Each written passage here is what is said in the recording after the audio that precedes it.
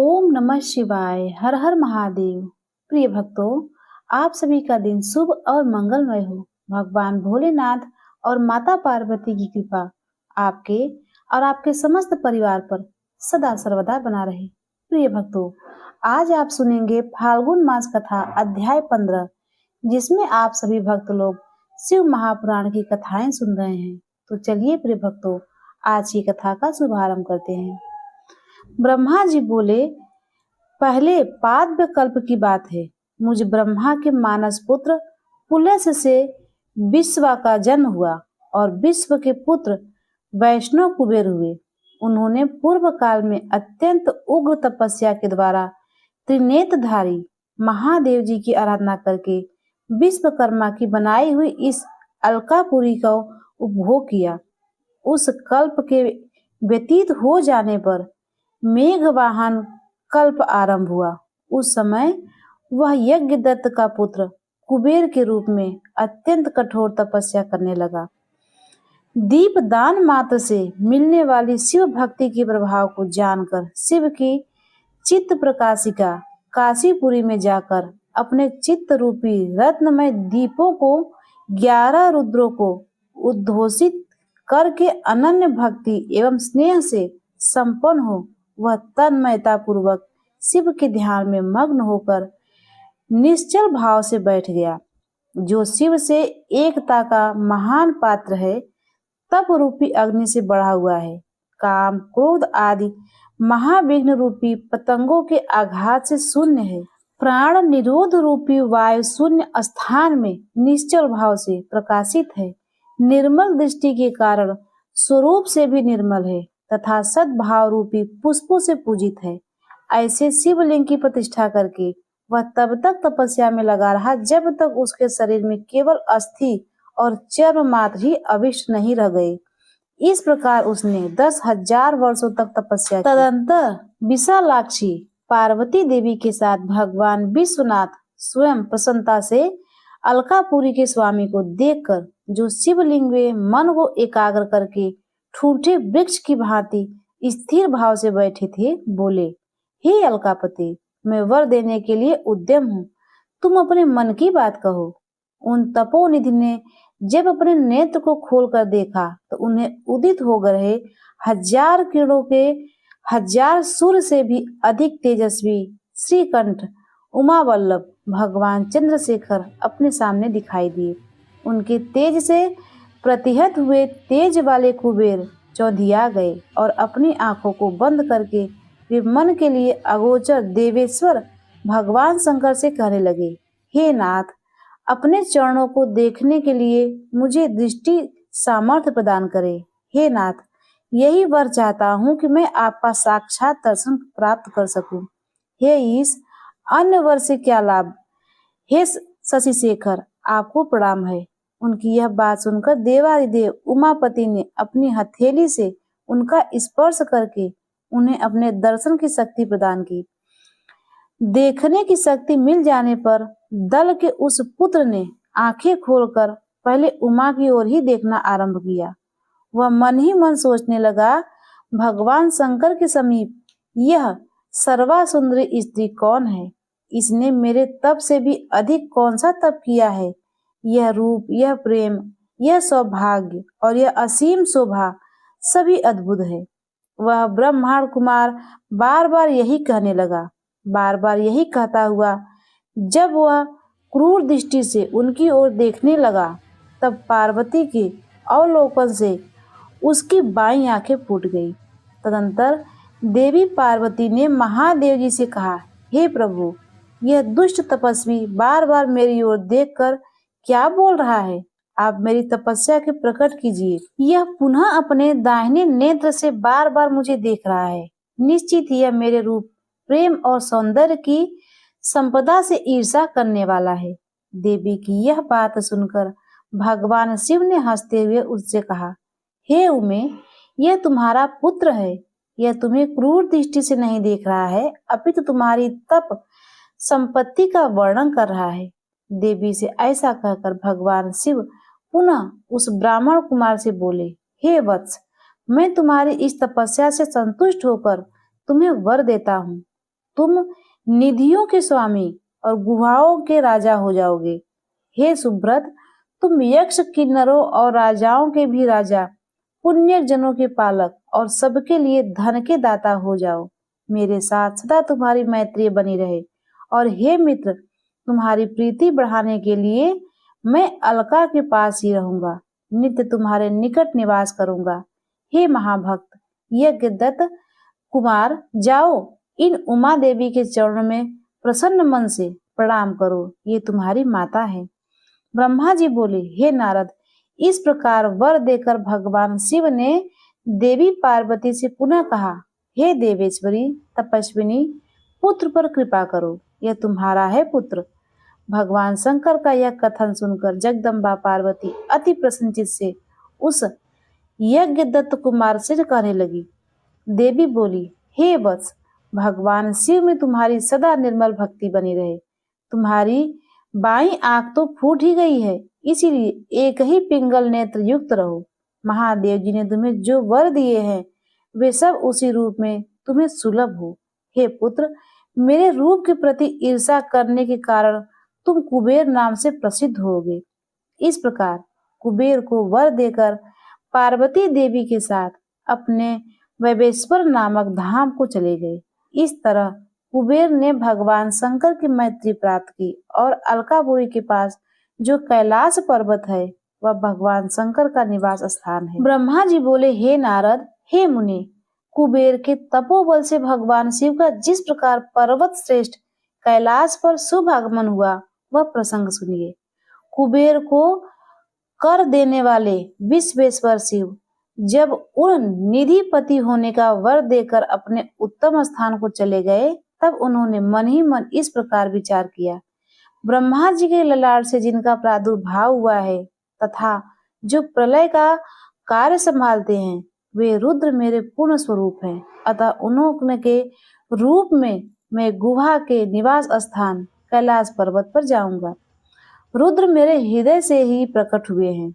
वे पूर्ण अवतार, निष्कल, निरंजन ब्रह्म हैं और मुझ में अभिन्न हैं। हरि, ब्रह्मा आदि देव उनकी सेवा किया करते हैं। उनके रूप में कुबेर का मित्र बनकर उसी पर्वत पर विलास पूर्वक रहूंगा और महान तपस्या करूंगा। शिव की इस इच्छा का चिंतन करने के उन रुद्रदेव ने कैलाश जाने के लिए उत्सुक हो उत्तम गति देने वाले नाद स्वरूप अपने डमरू को बजाया। उसकी उत्साहवर्धक ध्वनि तीनों लोगों में व्याप्त हो गई। उसका विचित्र एवं गंभीर शब्द आह्वान की गति से युक्त था, अर्थात सुनने वालों को अपने पास आने के लिए प्रेरणा दे रहा था। उस ध्वनि को सुनकर ब्रह्मा, विष्णु आदि सभी देवता, ऋषि, मूर्तिमान, आगमन, निगम तथा सिद्ध वहां आ पहुंचे। देवता और असुर सब लोग बड़े उत्साह में भरकर वहां आए। भगवान शिव के समस्त पार्षद जहां कहीं भी थे वहां से स्थान पर पहुंचे। सर्वलोकाविंद महाभाग समस्त गणपाल भी उस स्थान पर जाने के लिए उद्यम हो गए। उनकी मैं संख्या बता रहा हूँ, सावधान होकर सुनिए। शंख कर्ण नामक गणेश्वर 1 करोड़ गणों के साथ, केकारक्ष 10 करोड़ और विकृत 8 करोड़ गणों के साथ जाने के लिए एकत्रित हुए। विशाख 64 करोड़ गणों के साथ, पारियात्रक 9 करोड़ गणों के साथ, सर्वंतक 6 करोड़ गणों के साथ और श्रीमान दुदुम्ब 8 करोड़ गणों के साथ वहां चलने के लिए तैयार हो गए। गण श्रेष्ठ जालंग 12 करोड़ गणों के साथ, समद 7 करोड़ गणों के साथ और श्रीमान विकृतानंद भी उतने गणों के साथ जाने के लिए तैयार हुए। कपाली 5 करोड़ गणों के साथ, मंगलकारी संदार अपने 6 करोड़ गणों के साथ और कंडुक तथा कुंडक नामक के गणेश्वर भी 1-1 करोड़ के गणों के साथ गए। विष्ठम और चंद्रापन नामक गणाध्यक्ष भी अपने अपने 8-8 करोड़ गणों के साथ कैलाश चलने के लिए वहां पर आ गए। 1000 करोड़ गणों से घिरा हुआ महाकेश नामक गणपति भी वहां आ पहुंचा। कुंडी 12 करोड़ गणेशिक के साथ और वहां श्रीमान पर्वत काल तक कालक एवं महाकाल नाम से गणेश्वर 100 करोड़ गणों के साथ वहां पहुंचे। अग्नि 100 करोड़, अभिमुख एवं करोड़, आदित्य मूर्धा तथा धनाव भी 1-1 करोड़ गणों के साथ वहां आए। सन्नाह तथा कुमुद 100-100 करोड़ गणों के साथ और अमोघ, कोकिल एवं सुमत्रक 1-1 करोड़ गणों के साथ आ गए। काकपाद नामक एक दूसरा गण 60 करोड़ और संतानक नामक गणेश्वर भी 7 करोड़ गणों के साथ लेकर चलने के लिए वहां आया। महाबल, मधुपिंग तथा पिंगल नाम का गणेश्वर 9-9 करोड़ गणों के सहित वहां उपस्थित हुए। नील एवं पूर्णभद्र नामक गणेश्वर भी 90-90 करोड़ गणों के साथ वहां आए। महाशक्तिशाली चतुर्थ नामक गणेश्वर 7 करोड़ गणों से घिरा हुआ कैलाश जाने के लिए वहां आ पहुंचा। 120,000 करोड़ गणों से आवृत होकर सर्वेश नामक गणेश्वर भी कैलाश चलने के लिए वहां आया। गणागुण सुकेश तथा वृषभ नामक गणपति 64 करोड़ क्षेत्र और स्वामी नकुलीस एवं 7 करोड़ गणों के साथ कैलाश गमन के लिए आए। लोकांतक, दीप्तात्मक, दैत्यात्मक, प्रभु, देव, भृंगी, श्रीमान, देवप्रिय, ऋटि, असनी, भानुक तथा सनातन नाम के गणपति 64 करोड़ गणों के साथ वहां पर उपस्थित हुए। नंदेश्वर नाम के महाबलवान गणाधीश 100 करोड़ गणों के सहित कैलाश चलने के लिए वहां आ पहुंचे। इन गणाधिपतियों के अतिरिक्त अन्य बहुत से असंख्य शक्तिशाली गणेश्वर वहां कैलाश चलने के लिए आए। वे सब 1000 भुजाओं वाले थे तथा जटा मुकुट धारण किए हुए थे। सभी गण चंद्रमा के आभूषण से सुशोभायमान थे। सभी के कंठ नील कवर्ण के और वे 3-3 नेत्रों से युक्त थे। सभी 1000 कुंडल, केयूर तथा मुकुट आदि आभूषणों से अलंकृत थे। ब्रह्मा, इंद्र और विष्णु के समान अणिमादि अष्ट महासिद्धियों से युक्त करोड़ों सूर्य के समान दैत्यमान सभी गणेश्वर वहां पर आ गए। इन गणाध्यक्षों के अतिरिक्त निर्मल प्रभाल मंडल से युक्त महान आत्मा वाले तथा भगवान शिव के दर्शन की लालसा से परिपूर्ण अन्य अनेक गणाधिपति अत्यंत प्रसन्नता के साथ वहां पर जा पहुंचे। विष्णु आदि प्रमुख समस्त देवता वहां जाकर भगवान सदाशिव को देखकर हाथ जोड़कर नतमस्तक होकर उनकी उत्तम स्तुति करने लगे। इस प्रकार विष्णु और देवताओं के साथ परमेश्वर भगवान महेश्वर महात्मा कुबेर के प्रेम से वशीभूत हो कैलाश को चले गए। कुबेर ने भी सपरिवार भक्ति पूर्वक नाना प्रकार के उपहारों से वहां आए हुए भगवान शंभु की सादर पूजा की। तत्पश्चात उसने शिव को संतुष्ट करने के लिए उनका अनुगमन करने वाले विष्णु आदि देवताओं और अन्यान गणेश्वर का भी विधिवत पूजन किया। इसके बाद उसकी सेवा को देखकर अति प्रसन्नचित भगवान शंभु कुबेर का आलिंगन कर और उसका सिर ढक कर अलकापुरी के अति निकट हो अपने समस्त अनुगामियों के साथ ठहर गए।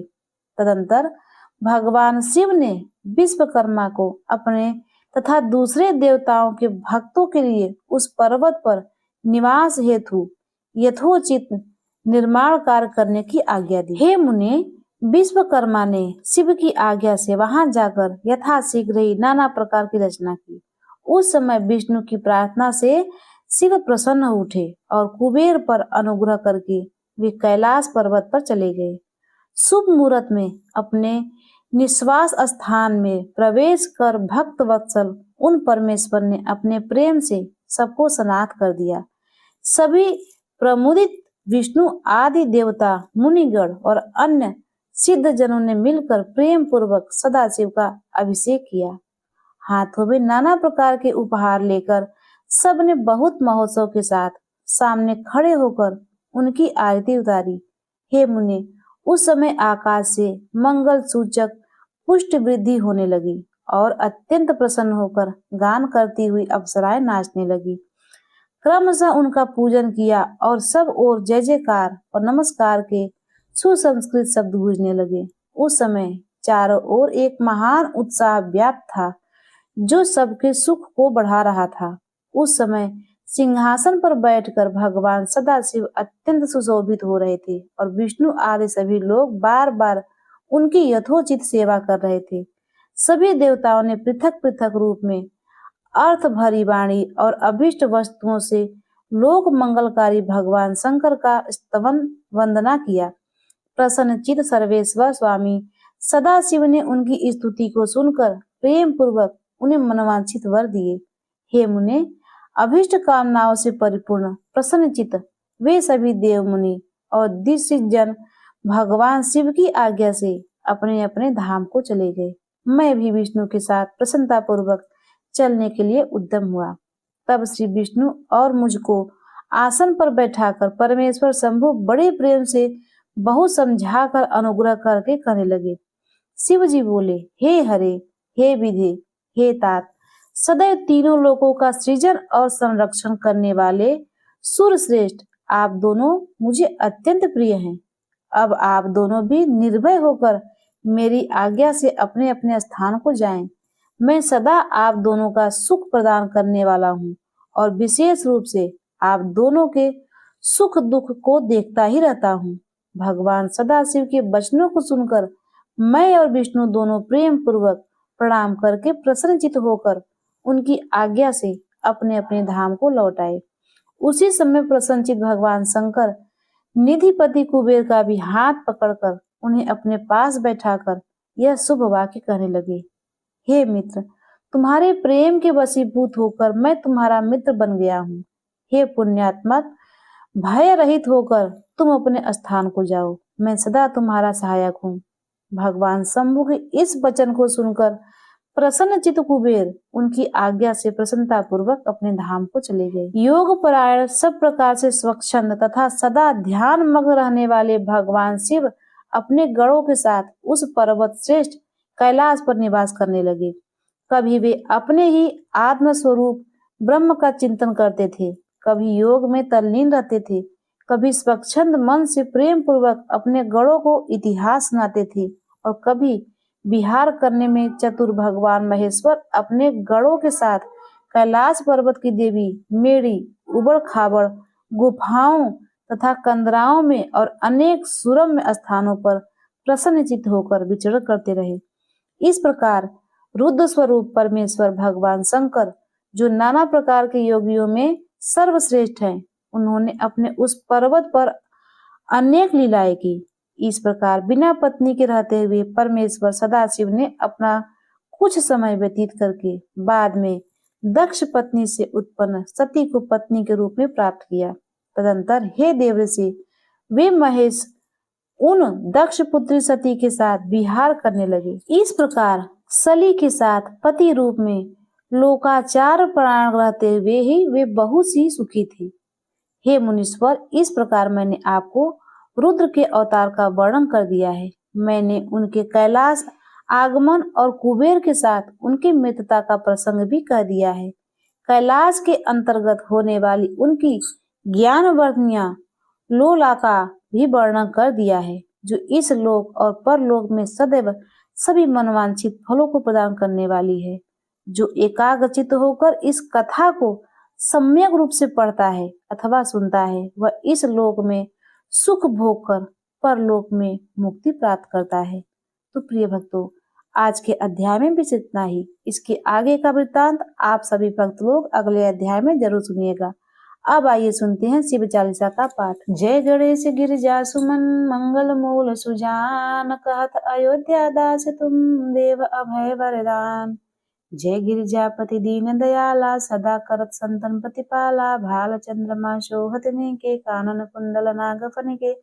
अंग गौर श्री रंग बहाए, मुंड माल तंछार लगावे। वस्त्र खाल बागंबर सोहे, छवि को देख नाग मुनि मोहे। मैना मात की हवे दुलारी, वाम अंग सोहत छवि नारी। कर त्रिशूल सोहत छवि भारी, करे सदा शत्रुन छयकारी। नंदी गणेश सोहें तह कैसे, सागर मध्य कमल है जैसे। कार्तिक श्याम और गणराऊ, या छब को कही जात न काऊ। देवन जब ही जाय पुकारा, तब ही दुख प्रभु आप निवारा। किया उपद्रव तारक भारी, देवन सम्मिल तुम्हें जुहारी। तुरत खड़ानन आप पठायो, लौ निमेष महामार गिरायो। आप जलंधर असुर संहारा, सुयस तुम्हार भी संसारा। त्रिपुरासन से युद्ध मचाई, सभय कृपा कर लीन बचाई, किया तपय भागीरथ भारी, पूर्व प्रतिज्ञा ताशु पुरारी। दानी महतम सम कोई नाही, सेवक अस्तित करें सदाही, वेद नाम महिमा तव गाई, अकथ अनाथ भेद नहीं पाई। प्रकट उदत मंथन में ज्वाला, जरत सुरासुर भय बिहाला, कीन्ही दया ता करी सहाय, नीलकंठ तब नाम कहाई। पूजन रामचंद्र कीन्हा, जीतिक लंका विसर दीन्हा, सहस कमल में होय रहे धारी, कीन्ही परीक्षा तबे पुरारी। एक कमल प्रभु राखे गोई, कमल नयन पूजा च सोई, कठिन भक्त देखी प्रभ शंकर, भय प्रसन्न दिए चित बर। जय जय जय अनंत अविनाशी, करत कृपा सबके घटवासी, दुष्ट सकल नित मोहि सतावै, भ्रमत रहो मैं चैन न आय, त्राहि त्राहि मैं नाथ पुकारू। यही अवसर मोहि आन उबारो, लय त्रिशूल शत्रु को मारो, संकट से मोहि आन उबारो, माता भ्राता सब कोई, संकट में पूछा न कोई। स्वामी एक है आस तुम्हारी, आई हरो अब संकट भारी, धन्य धन को दे सदा ही, जो कोई जाचे सो फल पावे। अस्तुत केवित करो तुम्हारी, क्षमौनाथ अब चूक हमारी, शंकर हो संकट के नाशक, मंगल कारक वीर विनाशक। योगी तुम ध्यान लगावे, सारद नारद शीश नवावे, नमो नमो जय नमो शिवाय, श्री ब्रह्मादिक पार न पावे। जो यह पाठ करे मन लाई, तापर होते समूह सहाय, ऋणिया जो कोई हो अधिकारी, पाठ करे सो पावन हारी। पुत्रहीन इच्छा कर जोई, निश्चय शिव प्रसाद ते होई, पंडित त्रयोदशी को लावे, ध्यान पूर्वक होम करावे। त्रयोदशी व्रत करे हमेशा, तन नहीं ताके रहे कलेशा, धूप दीप नैवेद्य चढ़ावे, शंकर सम्मुख पाठ सुनावे, जन जन के पाप नशावे। अंतवासीपुर में पावे, कहे अयोध्या दास तुम्हारी, जान सकल दुख हरव हमारी। नित्य नियम कर प्राति ही पाठी गौरा चालीसा, तुम मेरी मनोकामना पूर्ण करो जगदीश। मग 67 है मंत्र संवत 64 जान, अस्तुत 40 शिव ही पूर्ण की निकल्याण। ओम नमः शिवाय। प्रिय भक्तों, अब आइए सुनते हैं शिव जी की आरती का पाठ। ओम जय शिव ओंकारा, हरि जय शिव ओंकारा, ब्रह्मा विष्णु सदा शिव अर्धांगी धारा, एकानन चतुरानन पंचानन राजे, हंसानन गरुड़ासन वृषवाहन साजे, दो भुज चार चतुर्भुज 10 भुज अति सोहे, तीनों रूप निरखता त्रिभुवन जन मोहे, अक्षमाला वनमाला मुंडमाला धारी, चंदन मृग मद सोहे भोले शशिधारी, श्वेतांबर पीतांबर बागंबर अंगे, सनकादिक प्रभुतादिक भूतादिक संगे, कर में मध्य कमंडल चक्र त्रिशूल धरिता, जन करता जग भरता जग पालन करता, ब्रह्मा विष्णु सदा शिव जानत अविवेका, स्वर्णाक्षर में शोभित ये तीनों एका, त्रिगुण स्वामी जी की आरती जो कोई नर गावे, कहत शिवानंद स्वामी सुख संपत्ति पावे। जय शिव ओंकारा, हरि जय शिव ओंकारा। तो प्रिय भक्तों, एक बार प्रेम से बोलिए नमः पार्वती पतये हर हर महादेव।